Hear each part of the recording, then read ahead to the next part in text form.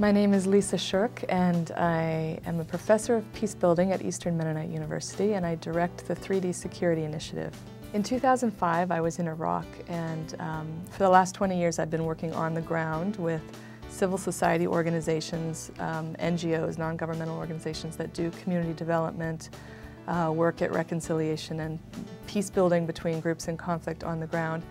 And when I was in Iraq working with these groups, they approached me at the end of a training I was doing for them on conflict resolution and peace building, asking me if I had any interaction with the U.S. military and could I help them build better relationships and have a clearer path or a communication channel with people who are making policies about how the coalition forces were interacting with the local population in Iraq.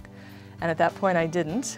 In 2005 I came back from Iraq and I started coming up here to PKSOI actually to attend military conferences, security conferences, trying to learn the language and the entry points into the U.S. government and the military to figure out how we could build a more structured way of interacting between local civil society organizations in places like Iraq and Afghanistan and the U.S. military, so they have an easier time contacting each other. Because when I started coming up here to the military, to PKSOI, I'd hear people say there are no NGOs in Iraq or Afghanistan. I've been there, I've looked for them, but I've worked in both places, and I know there actually are a lot of local community development groups, people who've been doing reconciliation work between the tribes and the religious groups there in both countries for decades.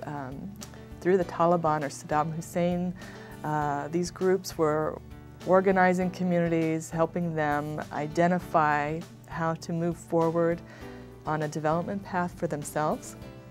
And so somehow both sides couldn't figure out how to contact each other. Some of the military personnel were looking to reach out to NGOs, and the NGOs were looking to figure out how to contact people in the military to share their perspective of what was going on, what they thought could work in terms of countering the insurgency in either country. But they didn't have a way of meeting, and they still don't, actually. So that's my work for the last 5 years, has been trying to work with the U.S. military and with civil society groups to find ways of establishing communication channels for both groups who are looking at some of the same goals of development, reconciliation between groups, and countering insurgency, increasing stability, building peace.